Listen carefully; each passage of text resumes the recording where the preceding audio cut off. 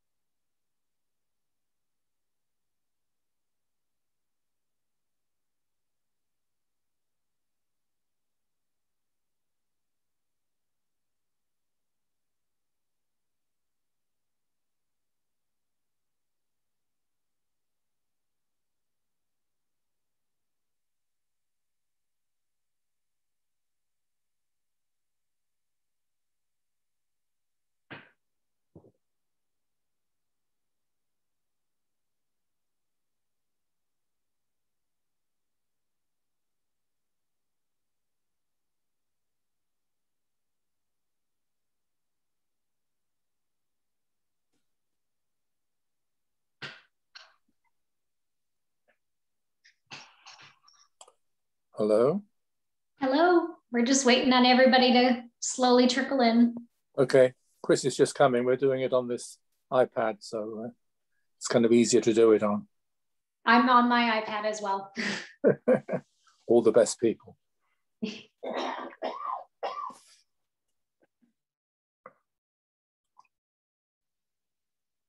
Hi, Kaylee. It's Fran of Fran and Jay.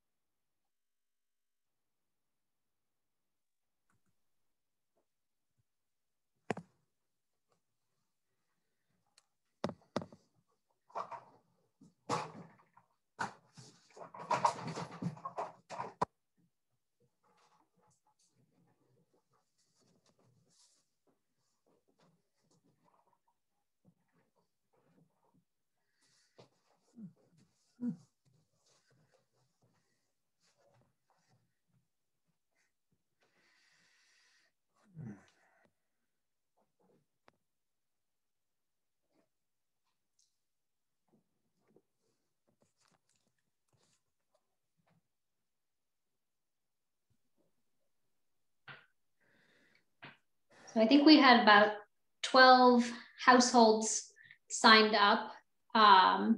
So we're waiting on a few more people. I know it's not quite 7 o'clock yet.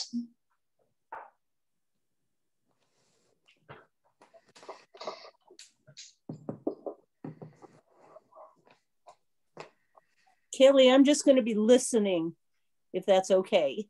That is perfect. Once we get everybody settled, I'm going to give a quick introduction, and then I'm going to share the floor, and I'm probably going to close off my video screen as well, so that and have everybody muted until the end when we're ready to ask questions.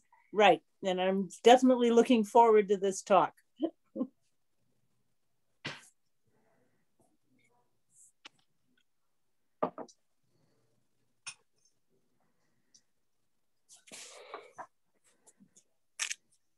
You don't have to sit over here. You can just. Oh, if the camera's on, it might as well look at somebody.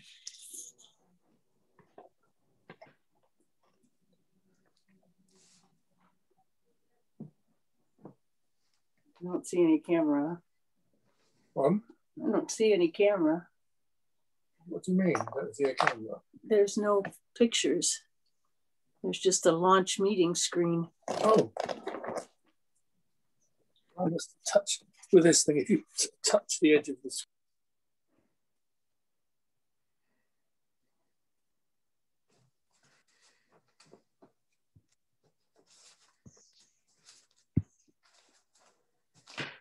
Welcome, Mark. I'm glad you're joining us tonight. We're still waiting for a few more people to trickle in, and then we're going to get started.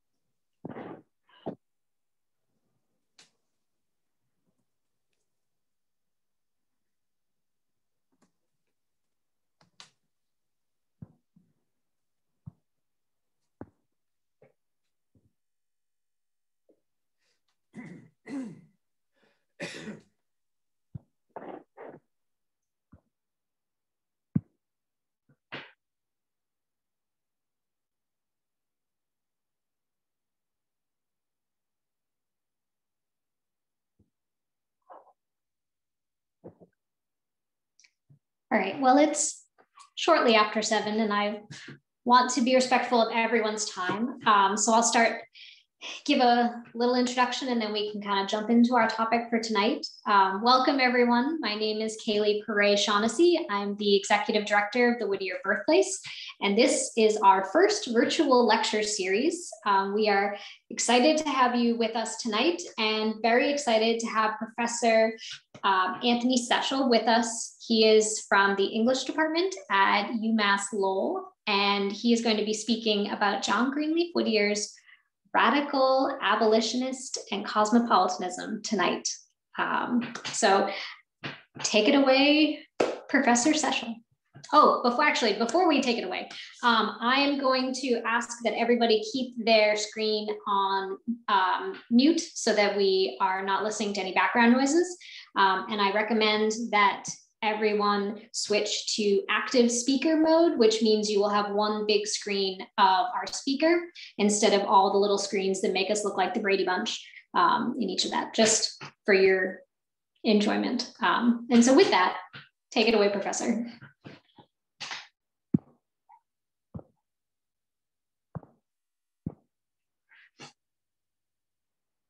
I've got you on mute. I'm trying to. Sorry. There it is. Am I able to share the screen yet? Yes, I'm going to make you host, and now you can share. Okay. Well, I get notifications if someone's in the waiting room because I don't want to leave anyone out. Yeah, they'll pop up on the screen. We'll try to keep it. After you share, you can send me back as host if you want. I will try to keep people coming in, okay. But on my iPad, I don't seem to be able to co-host with you, unfortunately. Yeah. Okay. Well, I'll try to keep an eye out, or it'll come up on the screen though if someone's waiting. And yeah. I hope you guys don't mind my popping out and letting someone in. I don't want to leave anyone out. But first of all, thank you all for coming tonight. I'm looking forward to talking about John Greenleaf Whittier. And I'm honored to be the inaugural speaker in this series. So just to start off, I'll tell you a little bit about the origin of my interest in Whittier. I am an American Lit specialist, and my main area of research is actually Southern literature and Southern cultural studies. My first book was on the modern poet, 20th century poet and novelist Robert Penn Warren. And my more recent book that was published a few years ago is much more of a broader cultural history. And it's a book on Southern hospitality, and it's called The Southern Hospitality Myth. Ethics, Politics, Race, and American Memory. And so what I was interested in that book was, we all recognize even today this idea of Southern hospitality. And in teaching Southern literature in Massachusetts, my students, this kind of came up a number of times, and I really was struggling. I'm not from the South. I'm from Detroit, Michigan. But I never really could understand, well, why do we talk about hospitality with the South? It's so hard to reconcile that with what we know about slavery. So I looked into what historians said about that, and historians kind of talked about the early social practices of hospitality in the South going back to even the 16 and 1700s. And they acknowledged that basically it achieved sort of mythic status as early as 1800. And, but then they don't offer any explanation of why we still talk about it today. If it's something that's tied to the wealthy plantation owners and slave owners of the antebellum period, why, when slavery is over, does it still persist and assume new forms? So I really became interested in trying to look at Southern hospitality, not as actual practices, but as a story that we tell in American culture. And part of my argument, basically my whole argument is that the whole thing is about race. That the first time, and in my research, the first time that the term Southern hospitality was used is actually in the 1820s and 1830s. And that is during the sectional crisis over slavery. So before that, people would talk about particular practices in a given state, like South Carolinians hospitality or Virginians. But it's when the South enters into this sort of siege mentality in the debate over slavery that they kind of create this, this myth of Southern hospitality, this discourse is sort of born, and it serves a propaganda purpose that has kind of evolved over and over again and assumed different forms over the year. But inevitably, Southern hospitality has been very much a white exclusionary myth for most of its history. But one of the things I was interested in that book was, I go all the way back to the 1820s, 1830s, and I became very interested in abolitionist critiques of the South and of this Southern hospitality myth. And that's where I got into Whittier.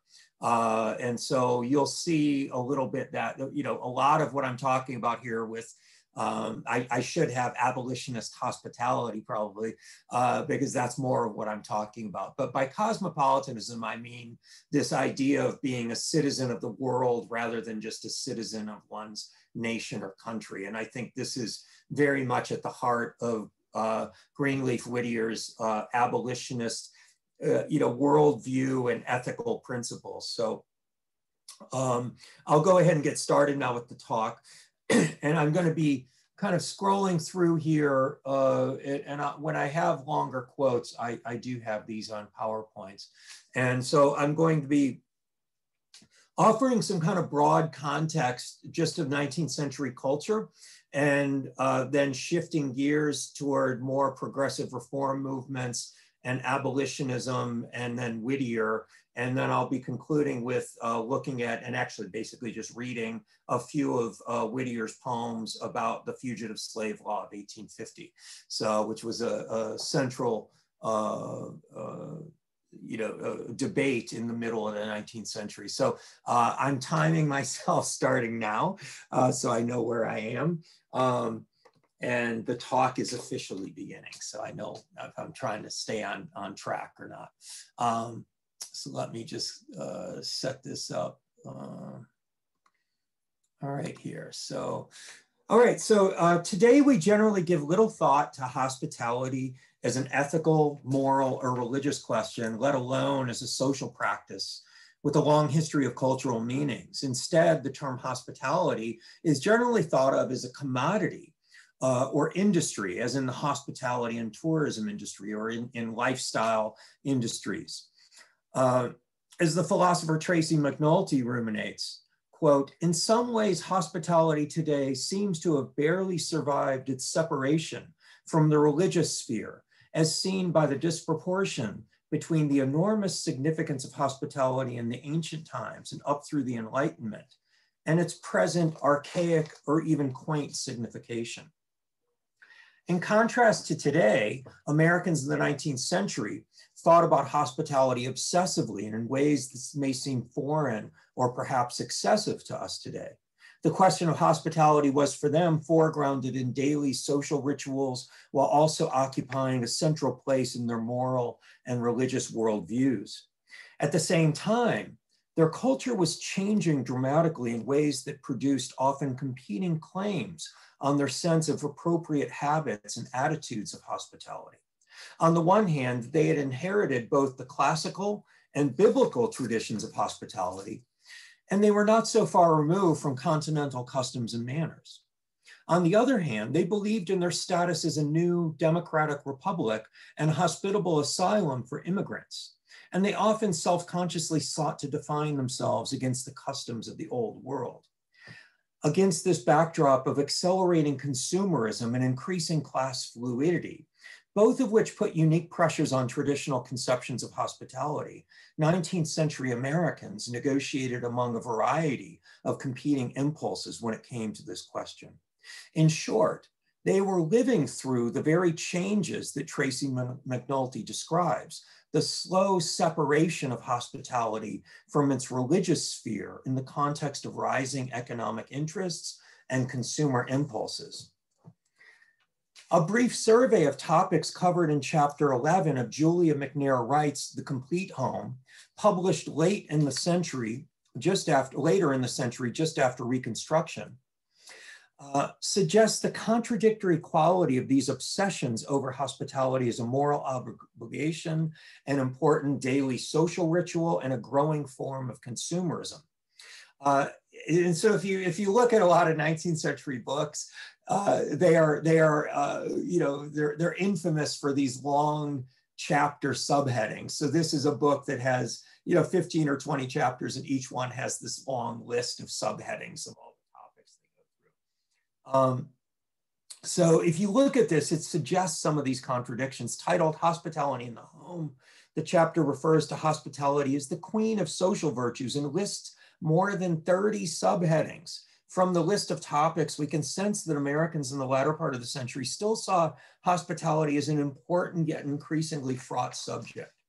So just to look through this, hospitality in the home, a garden of roses, the queen of social virtues, varieties of hospitality, ostentatious hospitality, spasmodic hospitality, nervous hospitality, Mrs. Smalley's hospitality, common sense hospitality, hospitality without apology, biblical hospitality, selfish hospitality, excessive hospitality, elegant hospitality, the right kind of hospitality, a sewing society discussion, what our ministers said about hospitality, Bible instances, plainness, manners of guests, hospitality is as good as a sermon, a home view of hospitality, a guest room, mother's room, abuse of hospitality, good Samaritan deeds, the poor, a remarkable instance, valuable thoughts, decrease of hospitality, old-time manners, a singular incident, choicest form of rural hospitality. So this rangy list of topics shows that Americans of the period saw hospitality is a very practical concern regarding daily social circumstances and choices, but that they also considered these day-to-day rituals and interactions against the backdrop of broader ethical ideals, particularly through the Christian tradition. How does one guard against selfish motivations and ostentatious display in order to preserve the Christian spirit of hospitality? Even so, they sensed that hospitality's traditional role was diminishing in an increasing secular and consumer-oriented culture. They lamented the, quote, decrease of hospitality and the loss of old-time manners, as the subheading says. One of the main lenses through which Americans thought of hospitality was etiquette. Etiquette books were essential to codifying domestic habits and provide useful reminders that hospitality was an essential social ritual of the day-to-day life of many Americans in the 19th century, particularly the middle and upper classes and those who aspired to be a part of them. They also reveal the pressures that Americans faced as they tried to determine the obligations and demands of hospitality in an altering cultural landscape. Hospitality is a central principle in these etiquette books, both the broad moral concept of hospitality and the minute particulars of being both a guest and a host. For example, Florence Hartley's The Ladies' Book of Etiquette and Manual of Politeness devotes 10 of the book's 26 chapters to the etiquette guidelines for being either a hostess or a guest. Visiting, entertaining, and dining were essential to ideas of social order. So in most social interactions among the middle and upper classes, one was usually obliged to assume one of the two roles and play it by the rules. At the same time, however, Hartley claims that the basis for these etiquette rules can be traced to Christian principles. In the introduction, she asserts, in preparing a book of etiquette for ladies, I would lay down as the first rule, do unto others as you would others should do unto you. You should never be rude if you can never be rude if you bear the rule always in mind. For what lady likes to be treated rudely? True Christian politeness will always be the result of an unselfish regard for the feelings of others. And though you may err in the ceremonious points of etiquette, you will never be impolite.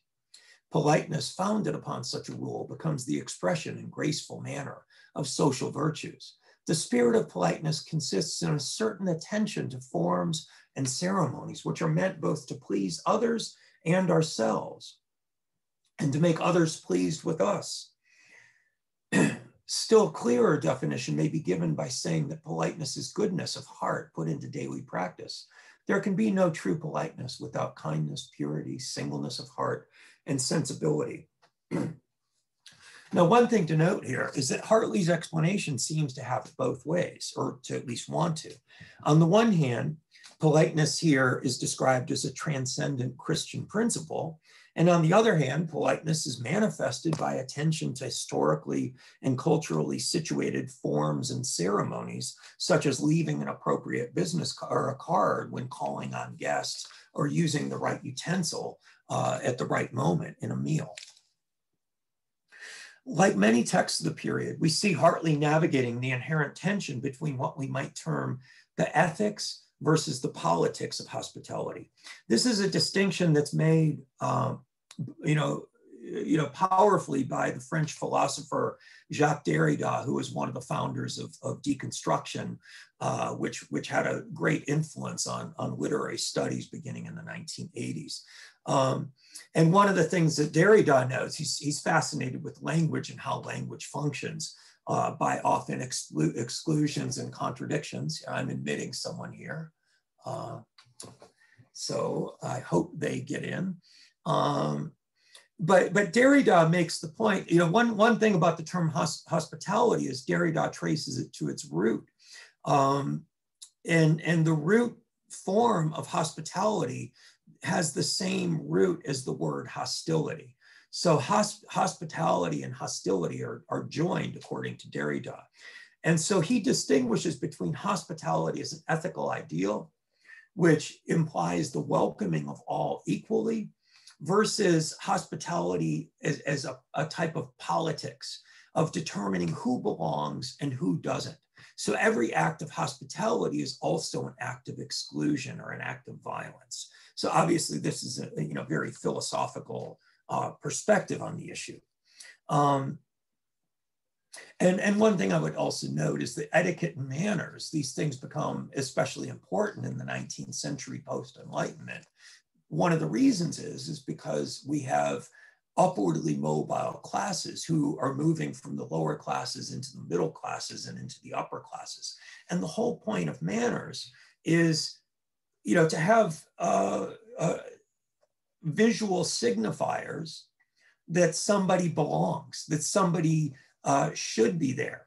And in a sense, to exclude people that don't know what the proper forms are.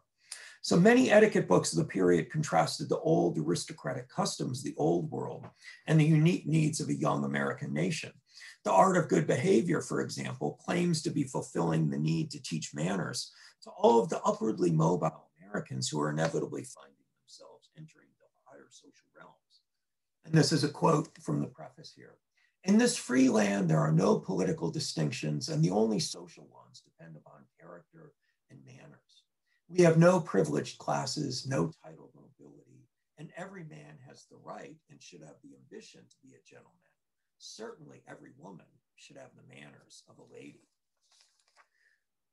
Notice the subtle contradiction here, as in the previous code. In this democratic country, manners should be for all, and in the same democratic country, the only social distinction are based on these very manners. So you either know how to do it and you belong, or you don't. Even though some texts profess to be filling this democratic need, many of them also reveal a certain degree of anxiety about perhaps too much democracy, showing a sensitivity to what is often a perception, especially among foreigners, that Americans were rude and unrefined. Americans prided themselves on democratic principles, but in an emerging consumer culture, some were disturbed by the fact that status and lifestyle could potentially be purchased, a worrying concern, especially to the middle and upper classes. Still, others did call for a more engaged ethical approach to hospitality. An 1846 essay in Godey's Ladies magazine, titled A Chapter on Hospitality by Mrs. C.M. Kirkland, makes similar points, warning against ostentatious hospitality and claiming that the poor and children understand hospitality after the pure model of Christ and the apostles. And I have a quote here. We have attempted to dignify our simple republicanism by far away melancholy imitations of the old world. But the incongruity between these forms and the true spirit of our institutions is such that all we gain is a bald emptiness gilded over with vulgar show. When shall we look at the spirit rather than the semblance of things? When give up the shadow for the substance? Overall, these etiquette books and essays on hospitality show Americans negotiating among competing traditions and discourses on hospitality. And one of the things that really emerges is there's kind of two strains of ideas of hospitality in America. This Republican hospitality, this notion of manners for all and democracy and equality, versus this sort of aristocratic continental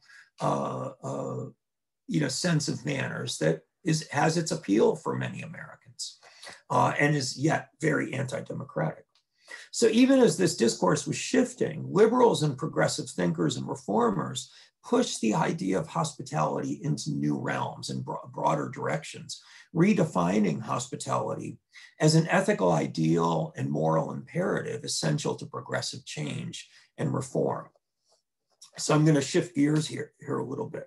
So versions of this progressive idea of, and I use the quote, mental hospitality, were disseminated through sermons preached from the pulpit by liberals and circulated by reformers in print as well. And this was especially in the Unitarian Church.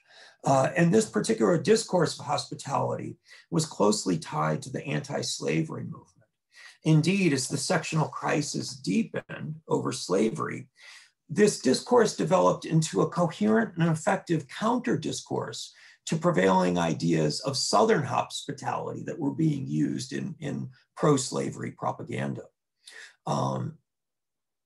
particularly as it became linked to the plight of the fugitive slaves. And obviously with the fugitive slave and runaway, there are these many moments for Good Samaritan hospitality. An 1834 sermon by William Fox titled Mental Hospitality provides an early example of the progressive potential of this discourse. Fox was a leading Unitarian, English Unitarian advocate of radical reforms, but his sermons were also, republished and circulated widely in America. And so this is an excerpt from his sermon, Mental Hospitality, taken from the Christian Register in 1834, which is an American publication. And he says here, he begins with Paul's letter to Hebrews, be not forgetful to entertain strangers, for thereby some have entertained angels unawares. So that the guest can give some unbeknownst blessing to the host. And this is a biblical passage that's cited over and over again. But he has this quote here, and he says, well would it have been for the Jewish nation when Christ came to them, not in that form and with these pretensions from which their minds had familiarly associated with the promised Messiah, but in a character which was to their prejudices and hearts a stranger, if they had entertained the consideration of his claims and doctrines, instead of at once rejecting him as an impostor. The lesson is a warning against what we may term mental inhospitality. It admonishes us to never hastily refuse a tenant merely because it is a stranger to our previous notions. Had they received him, he would have been to them the angel of the covenant. How much is the progress of truth delayed in the world by this summary mode of shutting the door of conviction against doctrines because they are thought strange? When creeds have become corrupt, truth must have become strange. And later he concludes that this idea of mental hospitality can have profound social effects. He says, by combining with personal strangers, we can ultimately lead to that cooperation of knowledge, zeal, and benevolence by which liberty is gained for slaves and restrictions on human rights are obliterated and unjust laws are repealed or just ones enacted or religious information diffused over the face of the country. I find one thing I would make about this term mental hospitality, you think of hospitality as social ritual and action. So the phrase mental hospitality links thought to action and links moral and ethical ideals to the social sphere, because hospitality we think of as taking place in a social sphere.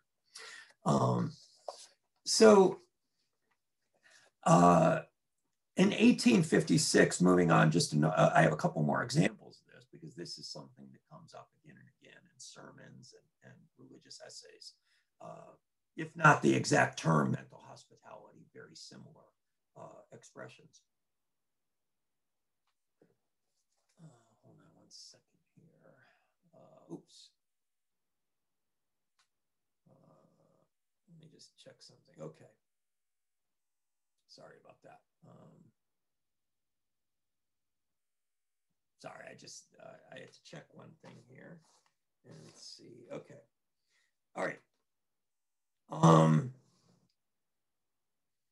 1856 column in the Unitarian Christian Inquirer magazine is similarly titled Mental Hospitality.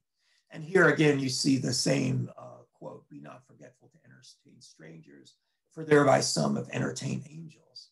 And to this, the author simply adds, "But why not heed it in respect to guests of the mind as well as to the house?"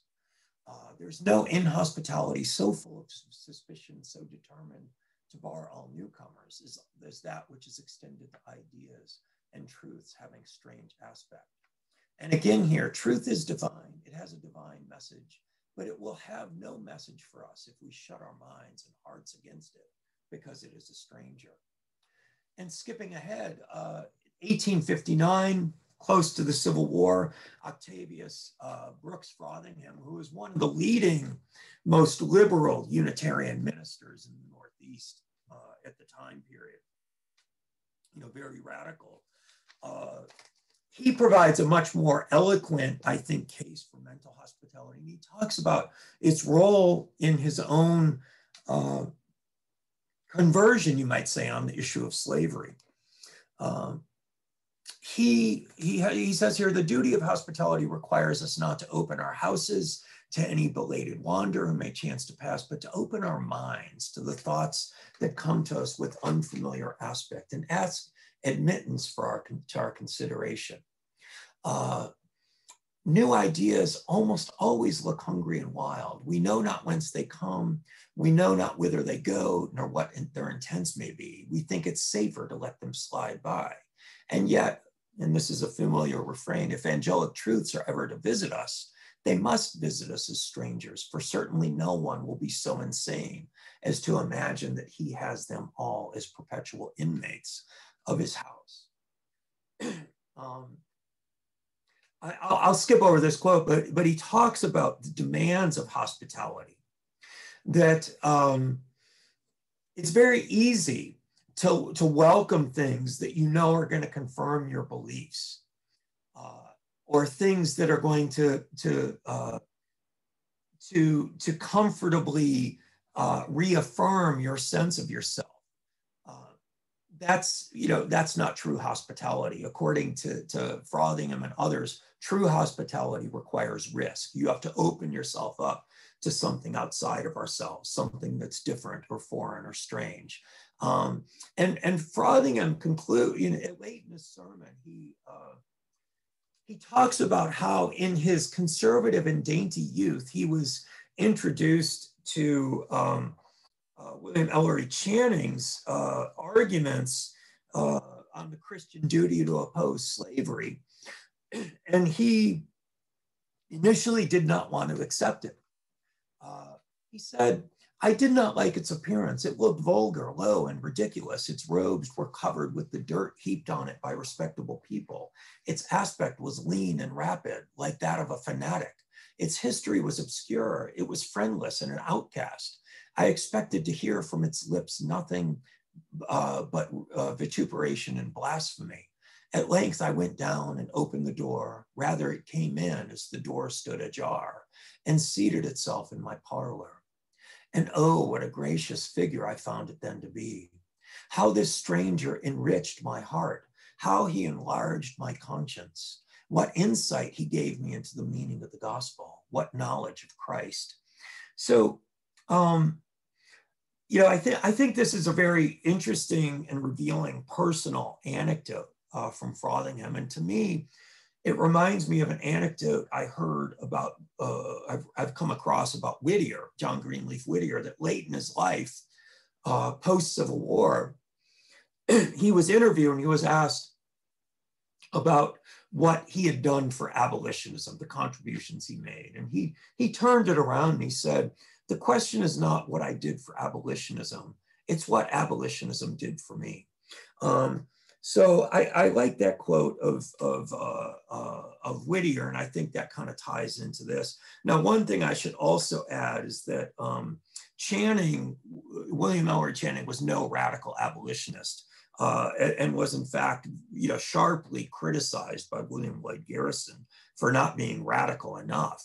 But by the middle of the century, when Frothingham is delivering this sermon, the abolition of slavery was much more of I think, a mainstream issue. People were galvanized by the 1850 Fugitive Slave Law, and it became more of a mainstream position to oppose slavery. But so important is this idea of mental hospitality that Frothingham in his conclusion characterizes it as the very essence of his progressive Christian faith. Quote, if I were to characterize by one word the true genius of liberal Christianity, that word would be hospitality.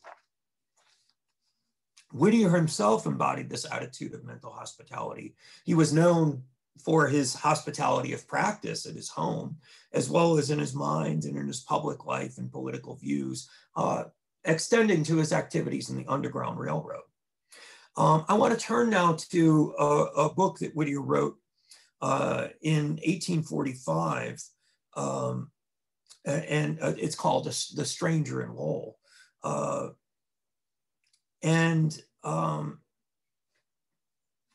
So first of all, you know, to kind of talk, you know, to kind of set a little context for it, yeah, actually, I'm kind of getting a little ahead of myself here. Sorry, I just looked at the wrong page. But for many Americans of this period, these meditations on hospitality were not simply ethereal speculations. They were ethical ideals with political contexts and consequences. As succinctly illustrated in a short column published in William Lloyd Garrison's anti-slavery newspaper, The Liberator, in 1837. And the column, oh shoot, I thought I had that in here. Here it is. The column bears the bold headline, Abolition Hospitality, and appeared the week before the 4th annual meeting of the New England Anti-Slavery Convention to be held in Boston that May. It urged Boston residents to open their doors to the many convention delegates who would be arriving. Given the newspaper's oppositional stance towards slavery and all things Southern, the title can be read as a self-conscious response to the slave owners' well-known boasts of Southern hospitality, given the way that Americans by this period were increasingly thinking of North and South and abolition and slavery as opposing cultural terms. The phrase abolition hospitality, sorry, I just saw something come up and, oh, I'm sorry. I'm sorry if the volume's, I'm not sure what's going on.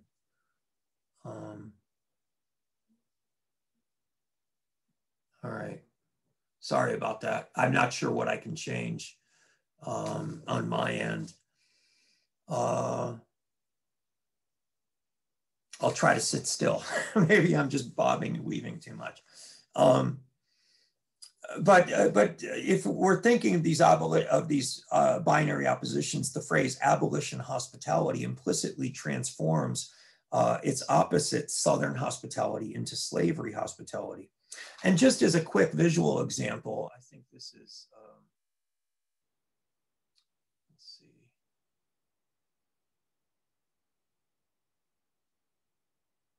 I just lost my place here. Sorry about this. Just as a quick visual example. This gives you a sense this image here from the Anti-Slavery Almanac of 1839.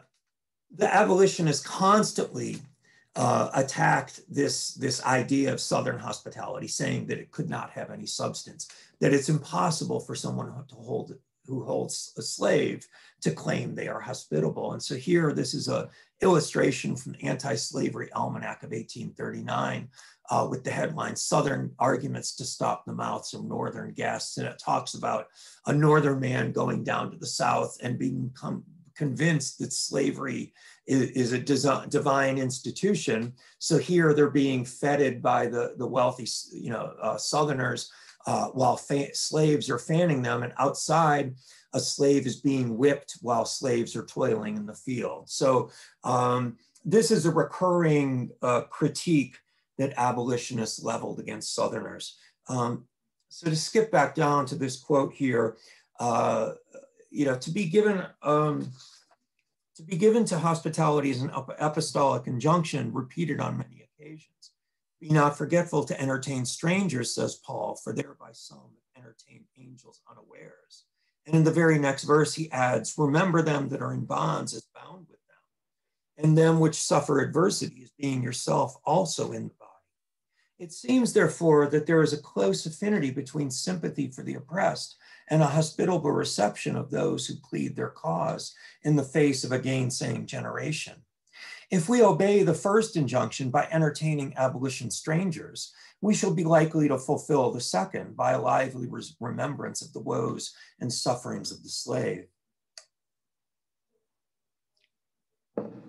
Many delegates will doubtless attend the New England Anti-Slavery Convention next week. Some will come from a great distance at considerable expense, and others will be embarrassed in their circumstances. It is very desirable, therefore, that as many of them as should be as kindly entertained as possible without charge. The plainer, the fairer, the better. This call for hospitality among Boston residents, based on, again on scripture, broadens the act of hospitality.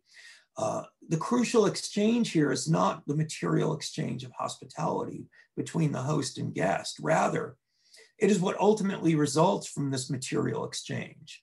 The imagined empathetic opening of the self to the ultimate stranger, the slaves, who at any moment could arrive at your door. By universal right, these slaves should have places at the table, but due to unjust laws, they are held in bondage. This exchange then is not about self-indulgence and pleasure, as it notes the plainer, the fairer, the better. It is about altering one's mind and heart and instilling a greater sense of personal responsibility for the oppressed stranger. One of the things I would also note, going back to that quote from Frothingham, where he talks about how he looked at abolitionism when he was young as this kind of rude, unrefined phenomenon. And this is at this time in 1837, when abolitionism was relatively new in America, they were considered just obscene fanatics by most people in America. People that were just over the top and way radical, out on the margins. And it took a long time for them to become mainstream. So I think it also puts this call for hospitality for the delegates in mind as well. And I imagine Whittier attended this convention himself. He was a delegate to the first convention of the American Anti-Slavery Society and helped draft its declaration. So perhaps the hosts and guests involved in these exchanges of hospitality imagine them as rehearsals for the future arrival of the oppressed strangers, those held in slavery, who nonetheless could quite literally appear at the door in the forms of fugitive slaves, who abolitionists recognized as fellow citizens, if not of the nation, then of the world. Indeed, under the banner of every issue of The Liberator, in which abolition hospitality appeared, ran the decidedly cosmopolitan motto, our country is the world, our countrymen are all mankind. Here you can see, this is an earlier version, and in the earlier versions, the motto is slightly different here. Our country is the world, our countrymen are mankind. it changes to our country as the world, our countrymen are all mankind. But this is kind of a universal cosmopolitan ideal. I'll shift gears a little bit now and look at Whittier's book, The Stranger in Lowell.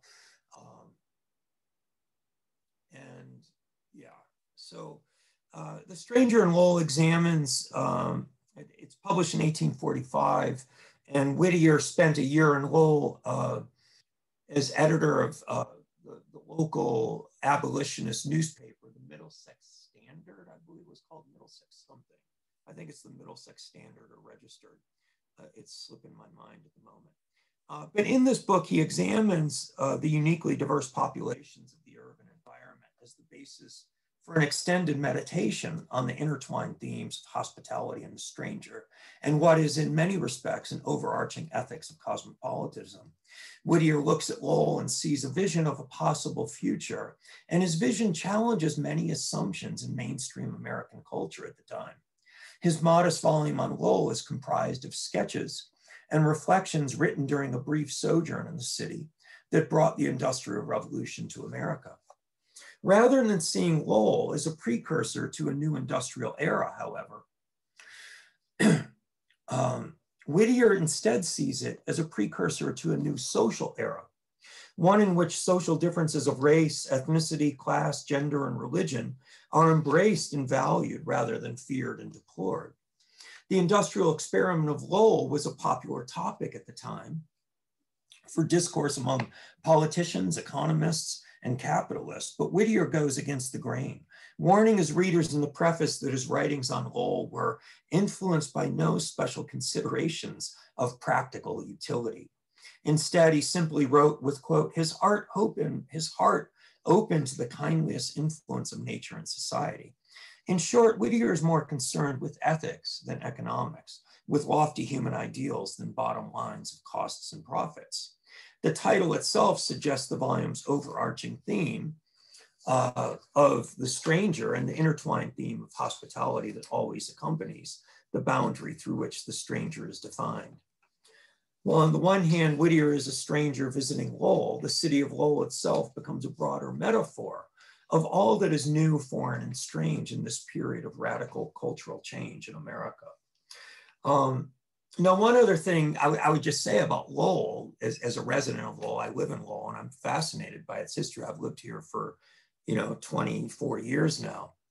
And I love the city, but one thing that Lowell is really a conundrum in the 19th century, if you think about it, because it's an abolitionist stronghold, so much so that Southerners at one point threatened to boycott the mill industry of Lowell because they allowed the factory workers to form these abolitionist societies. But the mills were likewise inextricably linked to the cotton trade. As the Massachusetts Senator Charles Sumner criticized the quote, unhallowed union between two remote sections, between the cotton planters and the fleshmongers of Louisiana and Mississippi, and the cotton spinners and traffickers of New England, between the lords of the lash and the lords of the loom. Whittier puts that issue on the back burner here, however. As Whittier writes in the opening chapter describing his first impressions of the city, a stranger in view of all this wonderful change feels himself, as it were, thrust forward into a new century. He seems treading on the outer circle of the millennium of steam engines and cotton mills. Work is here the patron saint. Everything bears his image and superscription. Here is no place for that respectable class of citizens called gentlemen and their much vilified brethren, familiarly known as loafers. Rather than focusing on figures of respectable society cited above, Whittier devotes chapters throughout the book to the oft-marginalized outsiders of society, writing in an open-minded and progressive manner on recent immigrants, laboring women, former slaves, followers of unconventional religious sects, and even Yankee vagrants. For example, in the second chapter titled The Heart of a Stranger, Whittier describes the range of immigrants who make up Lowell's population. He singles out the Scotch, German, Swiss, Irish, Polish, and Jewish. He's missing many later waves of immigrants in Lowell that come wave after wave, obviously. And his thoughts on immigrants at several points allude to scriptural injunctions on hospitality. Reflecting on the city's many Irish immigrants, he exclaims, "For myself, I confess I feel a sympathy for the Irishmen. I see him as representative of a generous, warm-hearted, and cruelly oppressed people. It is no light thing to abandon one's own country and household gods. Touching and beautiful was the injunction of the prophet of the Hebrews. Ye shall not oppress the stranger, for ye know the heart of the stranger, seeing that ye were strangers in the land of Egypt. I love my country. I have a strong New England feeling, but I am no friend of that narrow spirit of mingled national vanity and religious intolerance, which under the specious pretext of preserving our institutions from foreign contamination has made its appearance among us. I reverence man as man, be he Irish or Spanish, black or white. He is my brother man. I have no prejudice against other nations. I cannot regard the people of England as my enemies, nor sympathize with that blustering sham patriotism, which is ever exclaiming like the giant of the nursery tale, fee, faw, fum, I smell the blood of an Englishman. Dead or alive, I will have some." Whittier is writing, it's important to recognize here, in a moment of widespread suspicion and animosity toward foreign immigrants in America, especially toward Irish and Catholics. But he rejects the growing nativist and xenophobic sentiments of the day. These nativist sentiments would eventually lead to the emergence of the No American or Know Nothing political party of the 1850s. And I think, as you see, there's this sort of political divide here that's not unlike what we have today around immigration and a lot of nativist political language. Whittier seems well aware of the different discourses governing American at the time. He even engages the etiquette literature of the period. He has actually kind of a humorous chapter called "The Yankees Zincali," and the book, there was a book called "The Zincali," and it was about the Romani people of Europe. It was a book published in the 1800s, and it was quite popular. I can't remember the author's name, but so Whittier talks about while he's in Lowell, this vagrant comes to his door begging for alms, and he doesn't speak English, and he gives him this certificate saying he survived a shipwreck. And Whittier talks about this battle in his mind between benevolence and charity and prudence. But what he's engaging is he's engaging discourse from etiquette books. There was a lot of debate on almsgiving and whether it did more harm than good in this nation that's supposedly built on self-reliance. And so a lot of etiquette books were arguing that you should not give alms to the poor. Whittier sees it differently. He realizes actually that he knows this guy, that he's a con artist, and he knows him as this group of stragglers from Barrington, New Hampshire, who used to go by his household, his house in Haverhill growing up, and how his mother would, sometimes be duped by these people, but she would still take them in. So Whittier is kind of going against the grain of some of the advice literature of the period.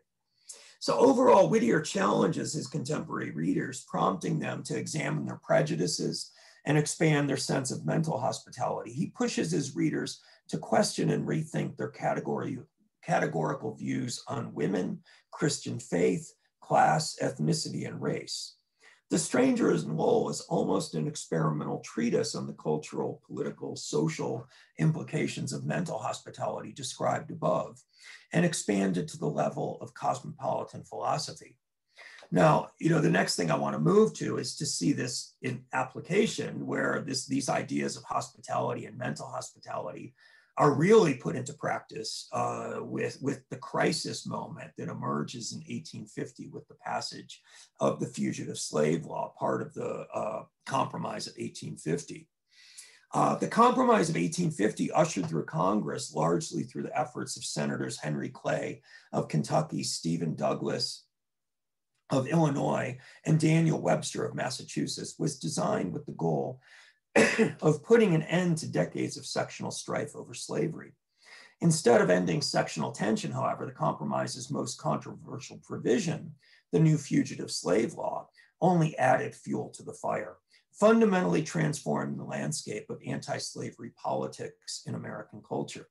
The 1850 fugitive slave law was deemed necessary by Southerners because the earlier fugitive slave law of 1793 had become entirely ineffectual due to the general lack of enforcement and the passage of personal liberty laws in northern states and the efforts of the Underground Railroad. The new 1850 law contained several provisions that favored the slave owners. It made it more difficult for alleged fugitives to prove possible claims of being free men and free women.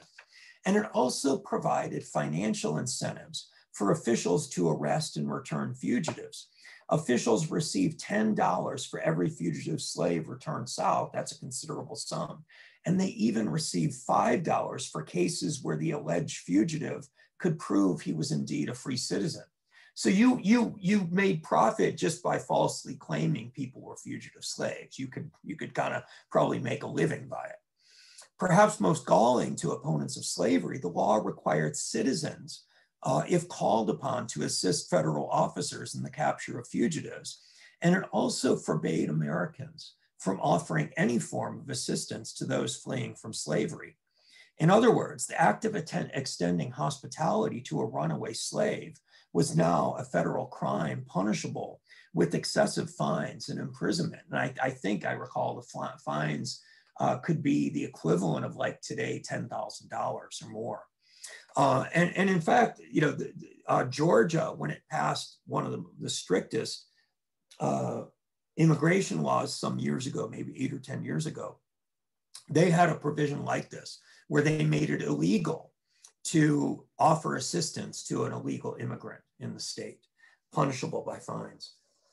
As a debate over the obligations and limitations of hospitality, the debate over the fugitive slave law was also, by necessity, a complex debate over differences of race, class, region, and the very nature of American identity.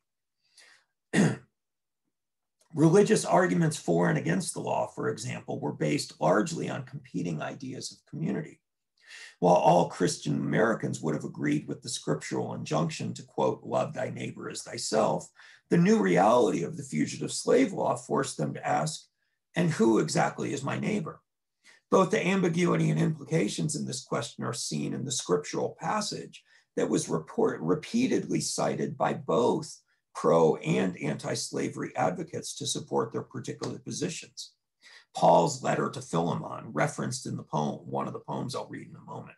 Among the shortest epistles in the New Testament, it was among the most oft-cited passages in debates over the fugitive slave law. In the epistle, Paul writes to Philemon, a fellow Christian, from prison, where he has come to know Philemon's runaway slave, Onesimus, whose name translates into as useful. Though Onesimus is no longer useful to Philemon as a runaway, he's become useful to Paul as a convert to Christianity. In fact, Paul has grown exceedingly fond of Onesimus, referring to him as my child Onesimus, whom I have begotten in my imprisonment, a reference to his conversion to the faith under Paul's spiritual guidance.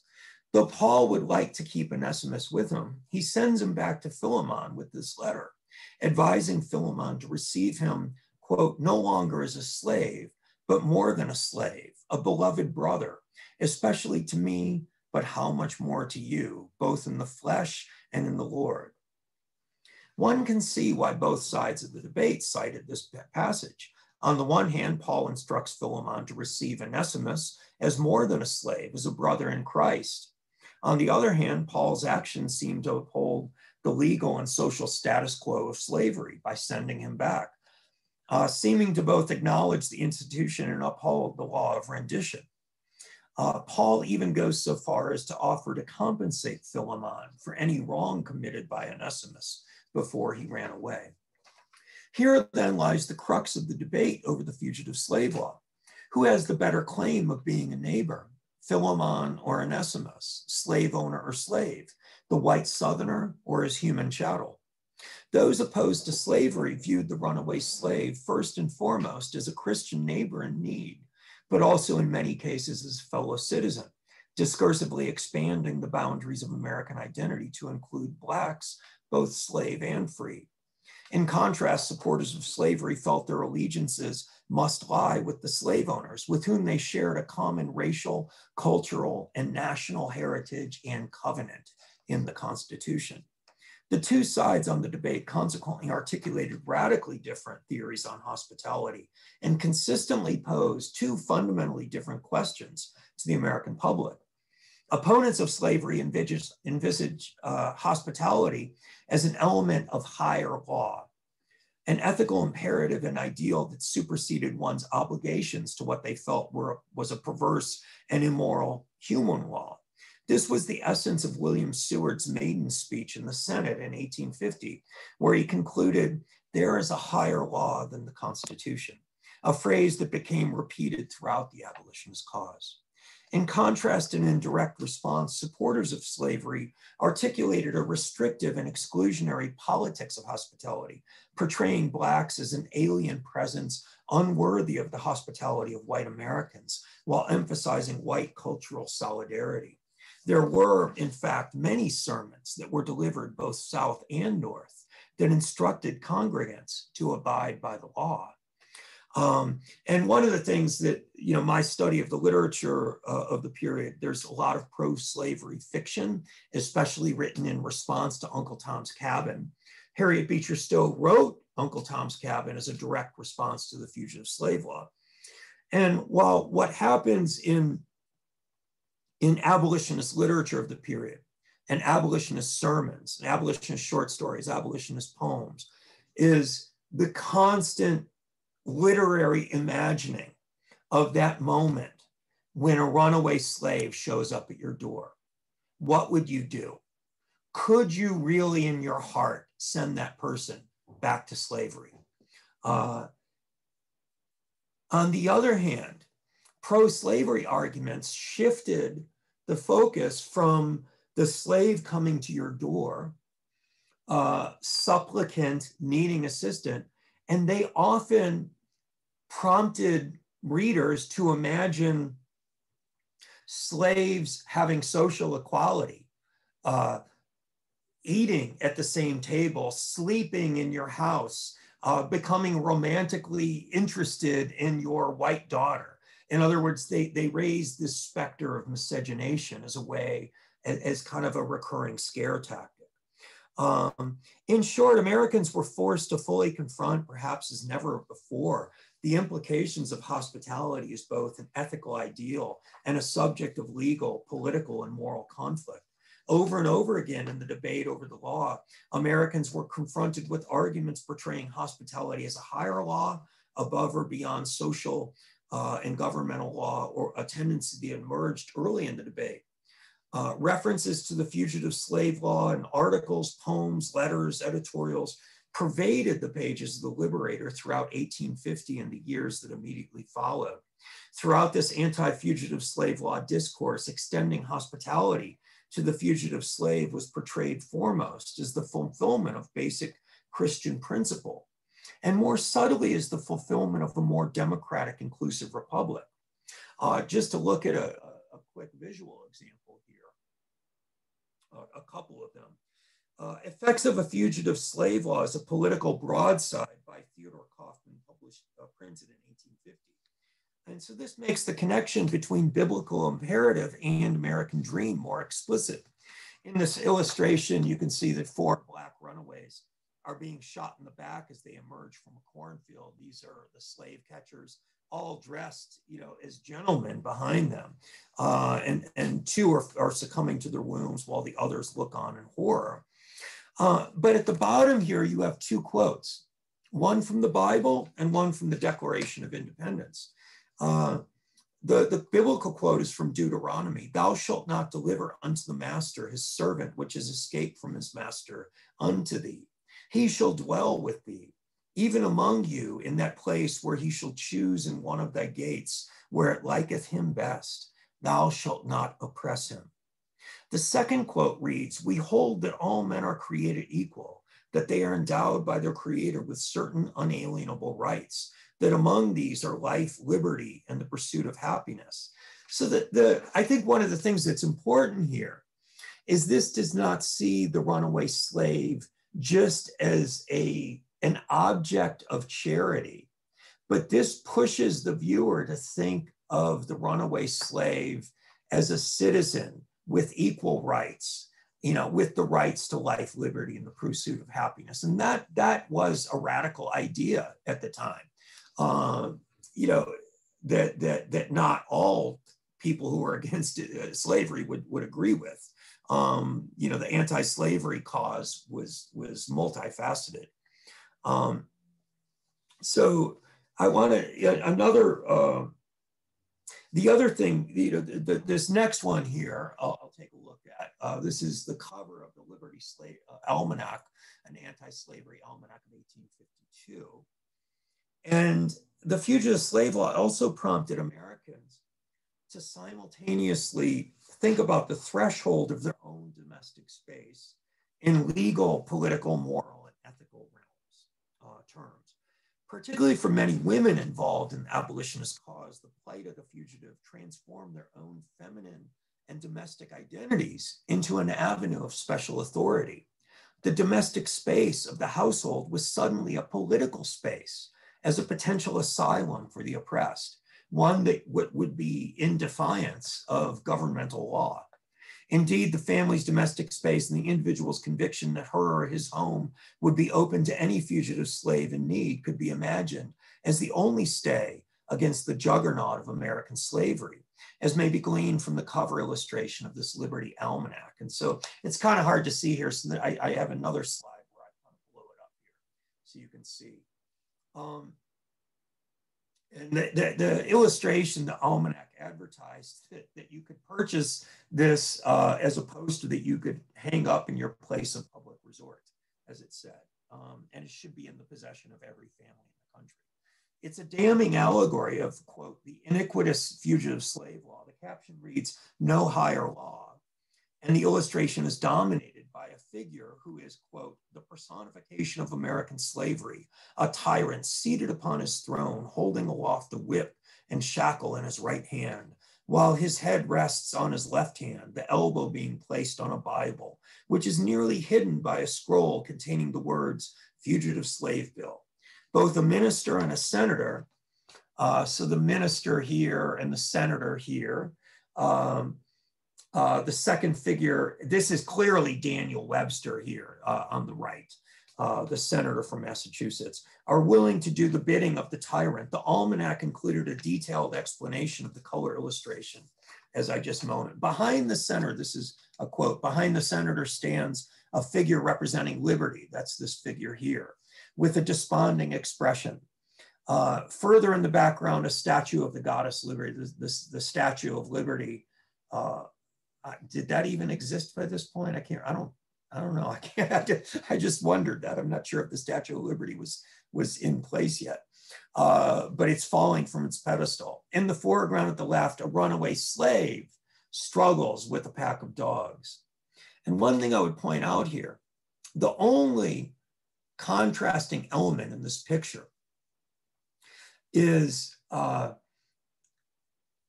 man's wife and children. These small figures here are escaping in the distance and being welcomed by a woman into her household.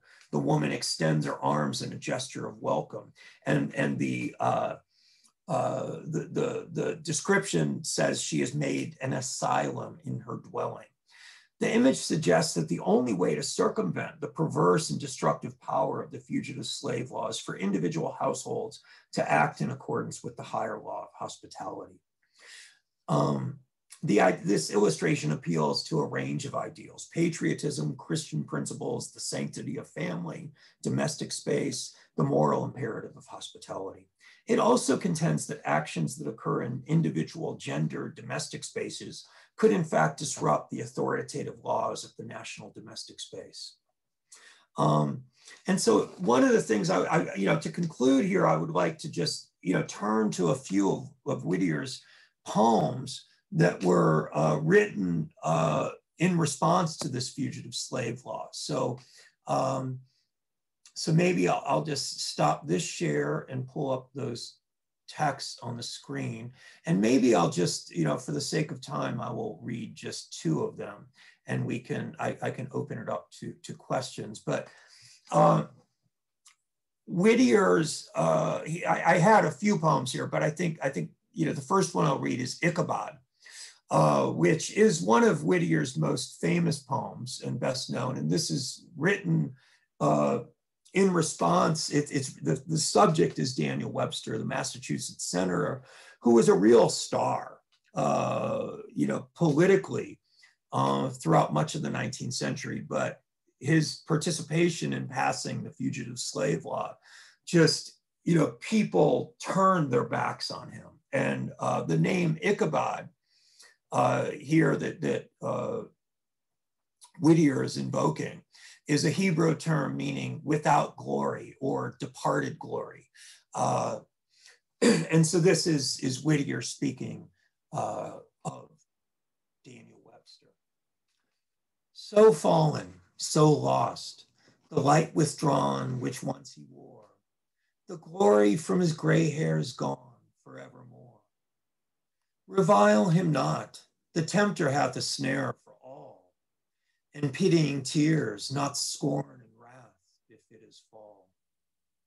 Oh, dumb be passion's stormy rage, when he who might have lighted up and led his age falls back in night.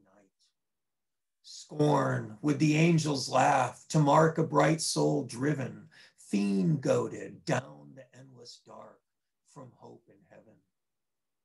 Let not the land once proud of him insult him now, nor brand with deeper shame his dim, dishonored brow.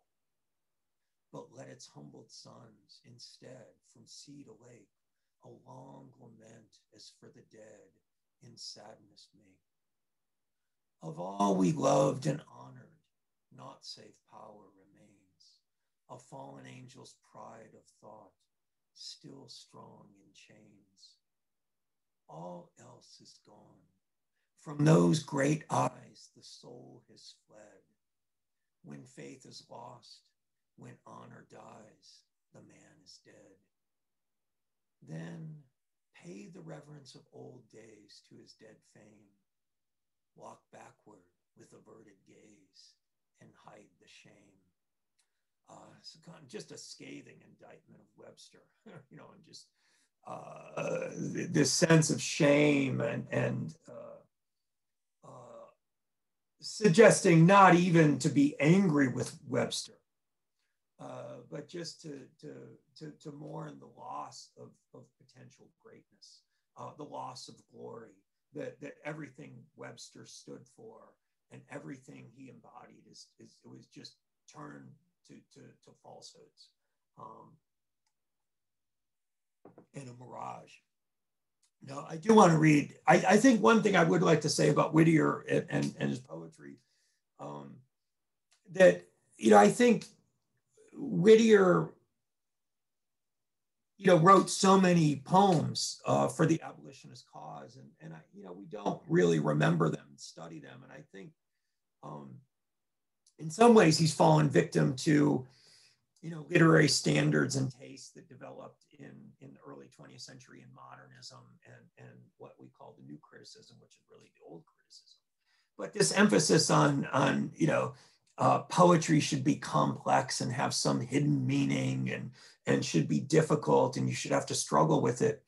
But Whittier's living in an age where poetry was a major form of entertainment and also a way to get across political messages. And you don't want to be obscure when you have a definite message in mind, but you do want to create an emotional response. And I think this poem by Whittier is one that I feel is really quite successful at creating such an emotional scene. He uses this kind of variant of a ballad stanza.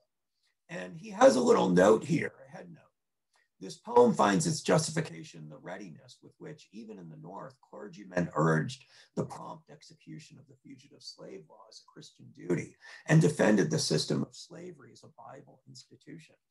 And in my studies for my last book, I read a lot of these sermons, and they're just kind of shocking. And, to think, of the justifications for, and I think this is the abolitionist, it was just mind-boggling, the idea that you would defy your Christian principles of, Good Samaritan hospitality, of helping someone in need, and instead send them back to a person that owned them. But this was the debate going on. And I think Whittier captures that sense of just absolute moral outrage. And he creates a very effective dramatic scene here. So a Sabbath scene. And so I'll finish with this and we can open for questions. Scarce had the solemn Sabbath bell ceased quivering in the steeple. Scarce had the parson to his desk walked stately through his people, when down the summer-shaded street a wasted female figure with dusky brow and naked feet came rushing wild and eager. She saw the white spire through the trees. She heard the sweet hymn swelling. O pitying Christ, a refuge give, the poor one in thy dwelling. Like a scared fawn before the hounds, right up the aisle she glided, while close behind her, whip in hand, a lank-haired hunter strided.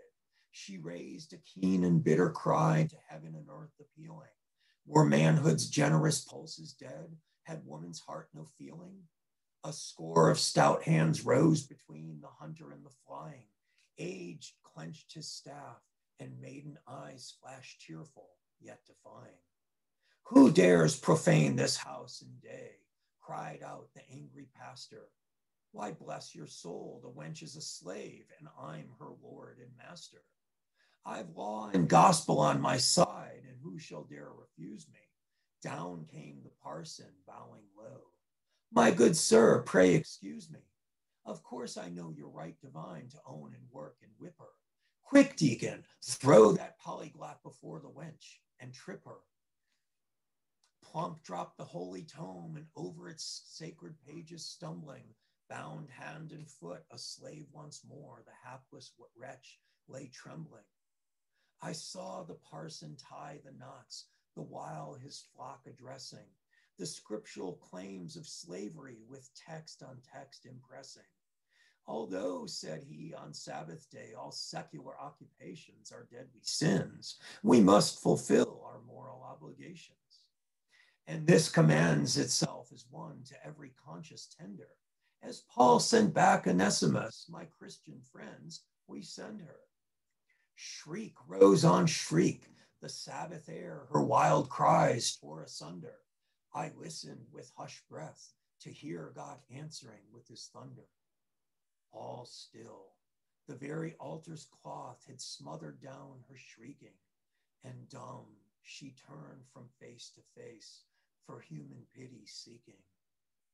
I saw her dragged along the aisle, her shackles harshly clanging. I heard the parson over all, the Lord devoutly thanking. My brain took fire. Is this, I cried, the end of prayer and preaching? Then down with pulpit, down with priest, and give us nature's teaching. Foul shame and scorn be on ye all, who turn the good to evil and steal the Bible from the Lord to give it to the devil. Then garbled text or parchment law, I own a statue higher. And God is true, though every book and every man's a liar. Just then I felt the deacon's hand in wrath my coattail seize on. I heard the priest cry, infidel, the lawyer mutter, treason. I started up where now were church, slave, master, priest, and people. I only heard the supper bell instead of clanging steeple. But on the open window sill over which the white blooms drifted, the pages of a good old book the wind of summer lifted. and flower and vine like angel wings around the mother, holy mother, waved softly there as if God's truth and mercy kissed each other. And freely though the cherry bough above the casement swinging, with golden bosom to the sun, the oriole was singing. As bird and flower made plain of old the lesson of the teacher, so now I heard the written word interpreted by nature. For to my ear, methought the breeze bore freedom's blessed word on. Thus saith the Lord, break every yoke, undo the heavy burden. So that was published in 1550, and I will end my talk there. So yeah, that was a little over an hour. So I will definitely stop and welcome some questions or comments. Thank you so much. I would welcome anybody that would like to speak to ask a question. You can unmute yourself and you don't have to type it in the chat, but there is that option as well. If you would rather type your question, we can field them both ways.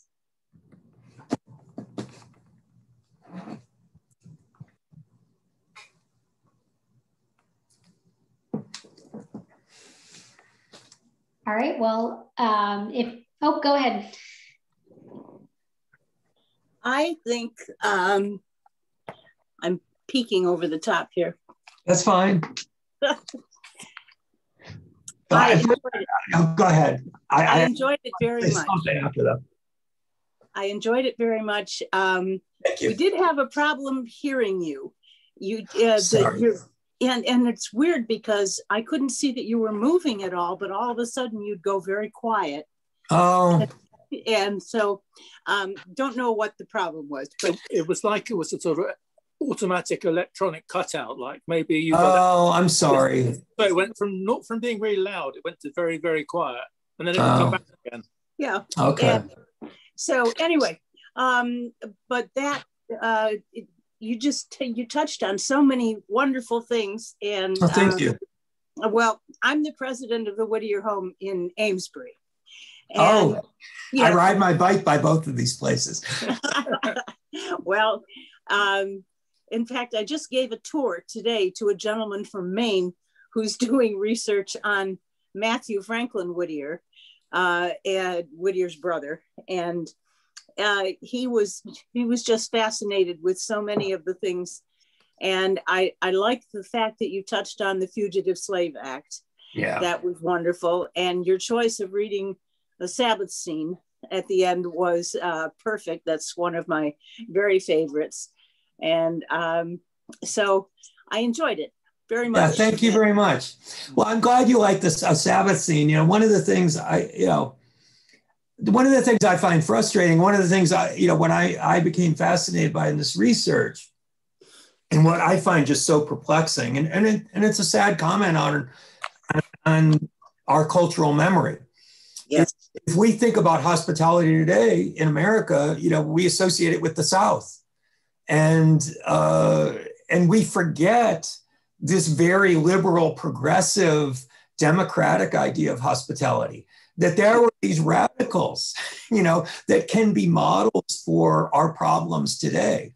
And yet we valorize, plantations, and, plantation weddings are very popular things, to go get married, being surrounded by slave cabins. I teach Southern literature and cultural studies, and I had students do a research project that we looked online and found wedding photos of wedding parties, hanging out of the windows of slave cabins, from some of the photographs. So there's this real disconnect there. But I think that's, to tell you that, I think it is a beautiful, amazing poem, very fully crafted, very effective, just the rhythmic qualities of it. But I think, too often, we dismiss things that are overtly political as literature. Yes, but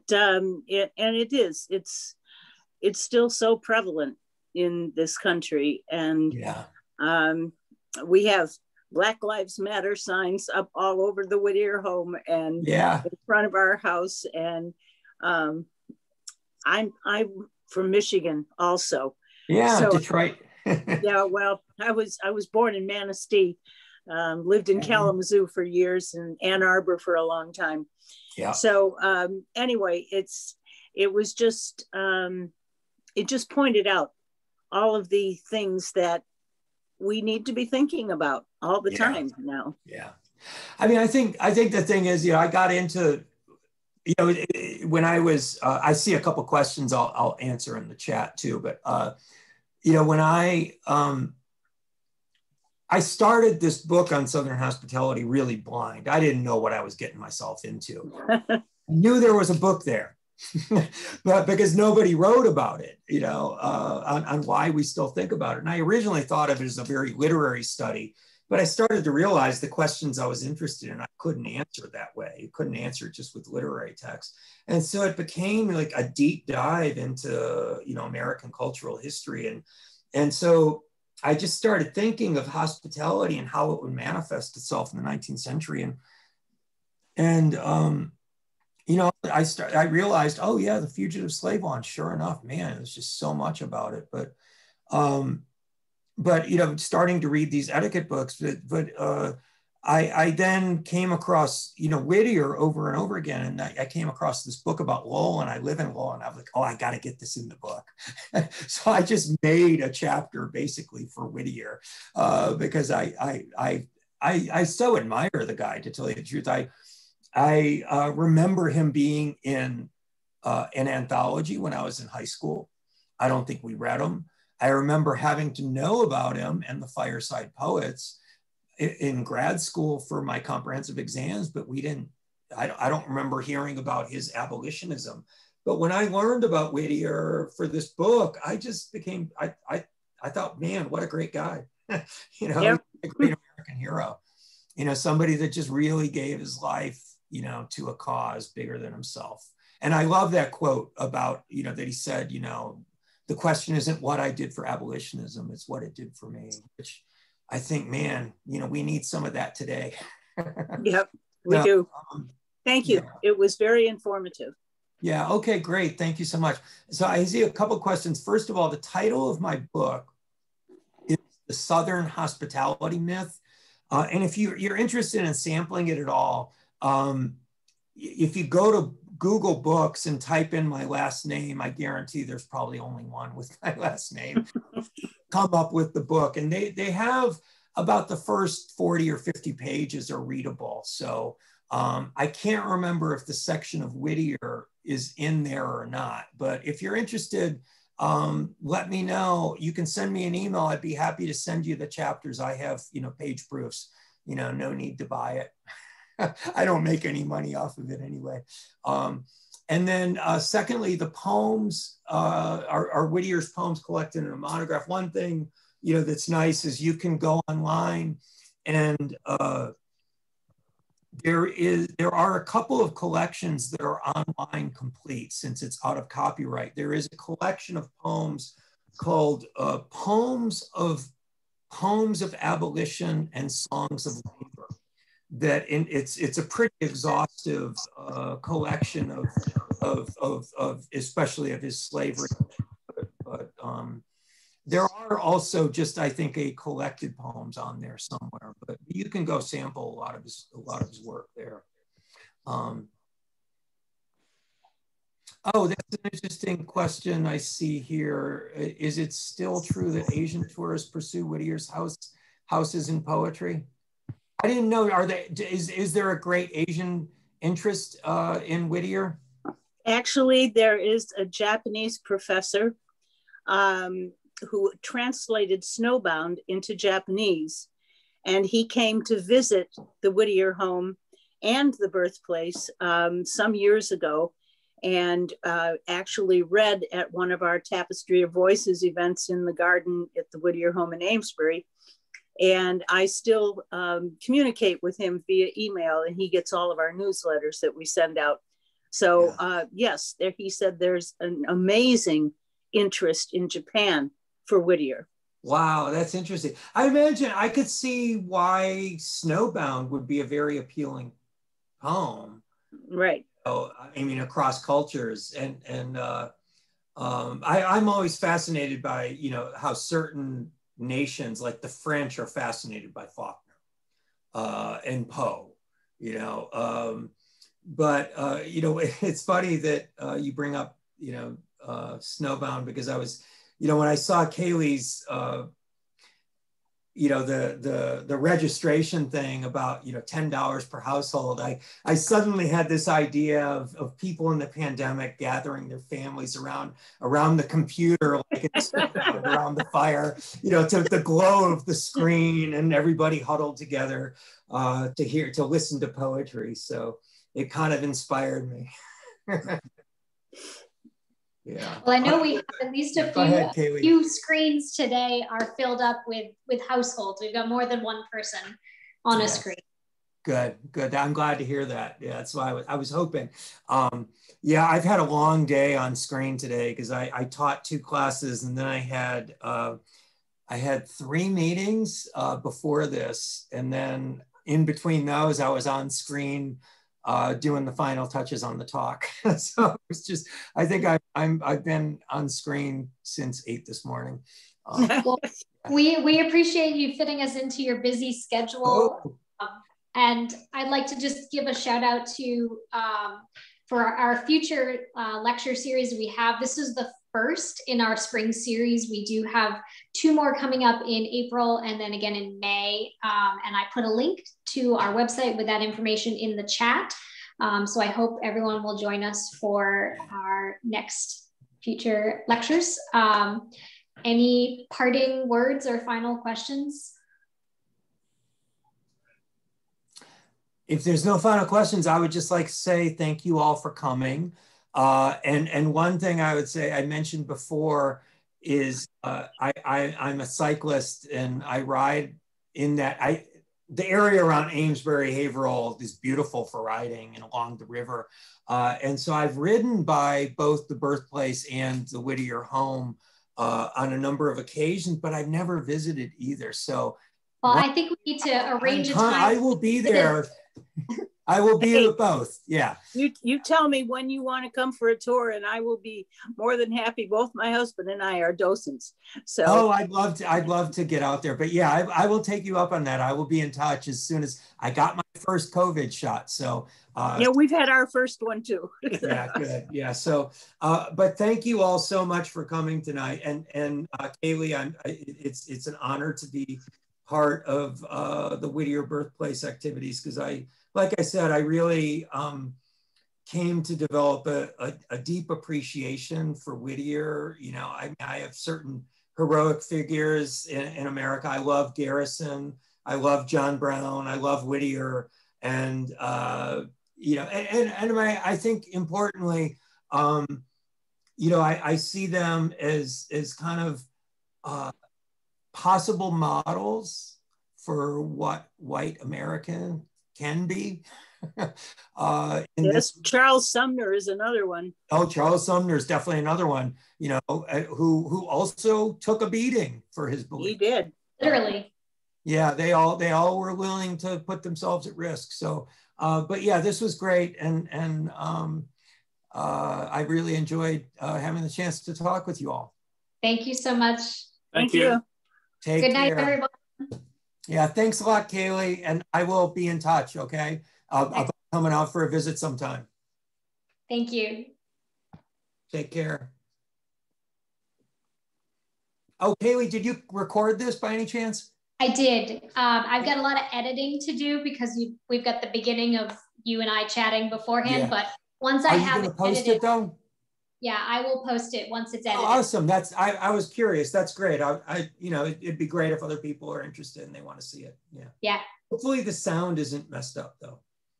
Fingers crossed. We'll see. Yeah. Okay. Take care. Bye-bye. Thank you. Good night.